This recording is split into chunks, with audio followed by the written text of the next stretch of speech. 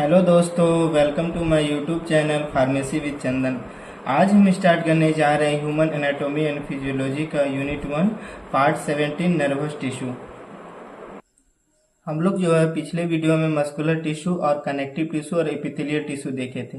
आज जो हम लोग स्टार्ट करेंगे नर्वस टिश्यू। ठीक है, नर्वस टिश्यू जो होता है ना, ये हम लोग का पूरे बॉडी में फैला रहता है, जो कि इसमें जो होता है हम लोग का मसल्स कंट्रैक्शन और रिलैक्सेशन में हेल्प करता है और सारे फंक्शन भी इसमें नर्वस टिश्यू में काम करता है। ठीक है, तो हम लोग जानते हैं कि जो हम लोग का बॉडी में दो टाइप का न्यूरॉन्स होता है। ठीक है, एक होता है मेरा सेंसरी न्यूरॉन्स और एक होता है मेरा motor neurons.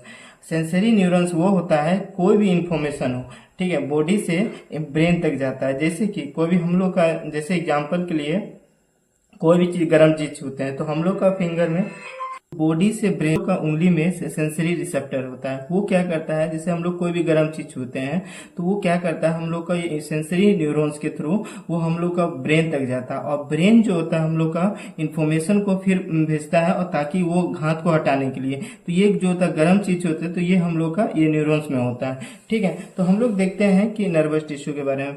Nervous tissue is the main tissue of their nervous system. ठीक है, तो ये जो होता है नर्वस टिश्यू जो होता है हम लोग का मेन टिश्यू होता है। ठीक है, nervous tissue are the monitors and regulate and function of the body. इसमें क्या करता है, मॉनिटर करता है और रेगुलेट करता है कोई भी फंक्शन में।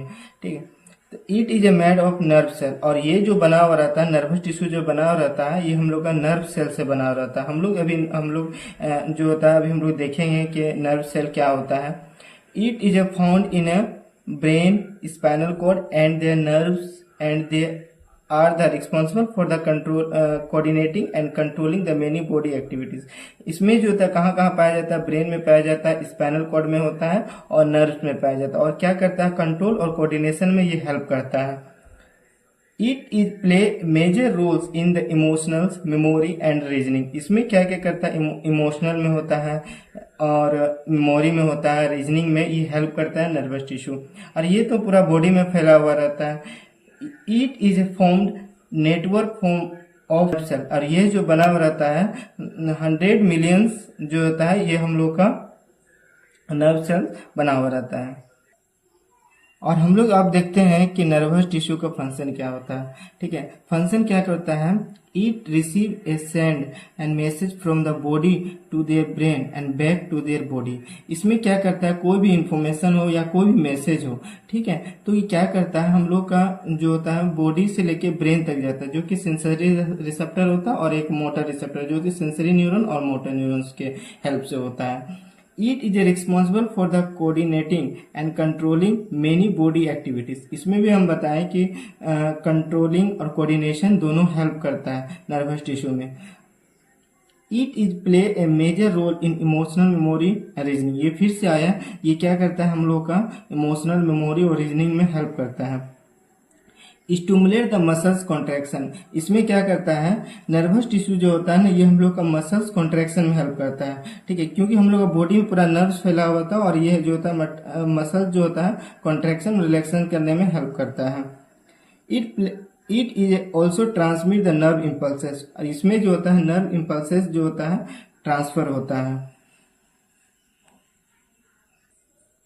ये जो बना रहता है ये हम लोग का दो टाइप का होता है। नर्वस टिश्यू जो होता है हम लोग का दो टाइप का होता है। एक होता है नर्व सेल्स और न्यूरॉन्स। ठीक है, तो नर्व सेल को हम लोग क्या बोलते हैं, न्यूरॉन्स बोलते हैं। और एक होता है glial cell.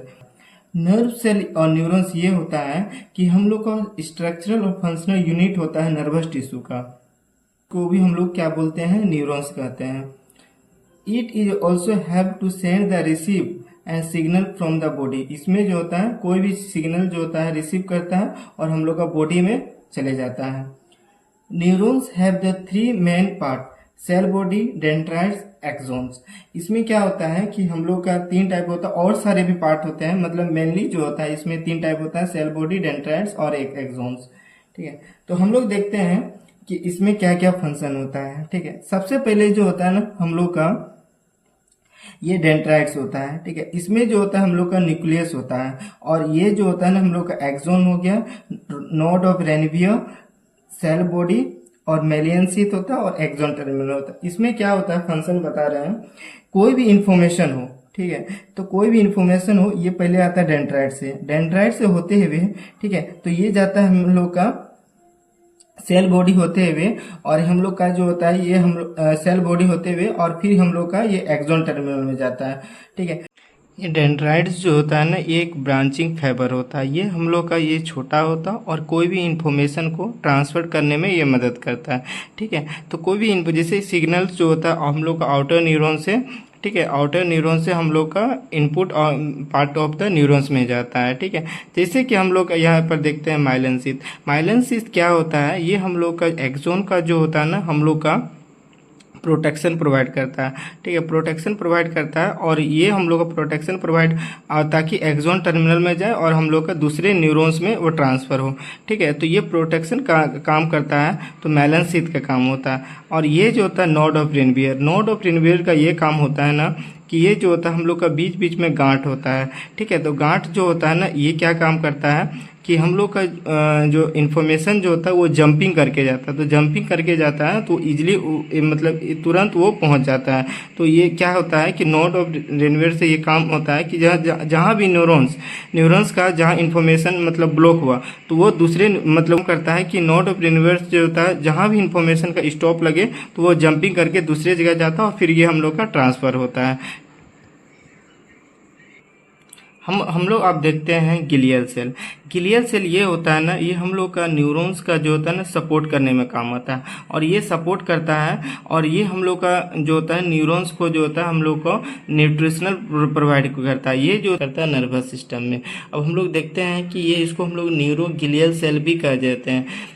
Glial cells recycle the neurotransmitter and chemical messenger that neurons are used to communicate। इसमें क्या करता है कि न्यूरोट्रांसमीटर को रिसाइकिल करता है और ये हम लोग का केमिकल मैसेज को न्यूरॉन्स में भेजता है, और ये हम लोग को कम्युनिकेट करता है एक न्यूरॉन से दूसरे न्यूरॉन्स में, ठीक है। हम लोग का हीमोस्टैटिक्स में भी कंट्रोल करता है। This type of glial cell which are clean up after the neurons die and remove the excess potassium ions. इसमें क्या करता है कि ये हम लोग गिलियल सेल जो होता है ना क्लीन करता है, जो भी न्यूरॉन्स जो होता है डाई होता है, और हम लोग का यदि इंजरी हो जाता है तो ये हम लोग का क्लीन करने में मदद करता है। और जो होता है हम लोग का एक्सेस जो होता है पोटाशियम आयंस को भी बाहर निकालने में मदद करता है glial cell remove the extra neurotransmitter and release the neurons. इसमें जो होता है एक्स्ट्रा न्यूरोट्रांसमीटर को भी हम लोग का बाहर निकालने में मदद करता है, जो कि गिलियल सेल का इम्पोर्टेंट रोल होता है।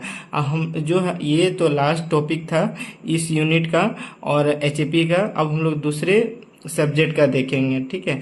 Thank you, have a nice day. ठीक, और वीडियो अच्छा लगे तो लाइक और सब्सक्राइब कर दीजिएगा और कमेंट भी कर दीजिएगा। Thank you.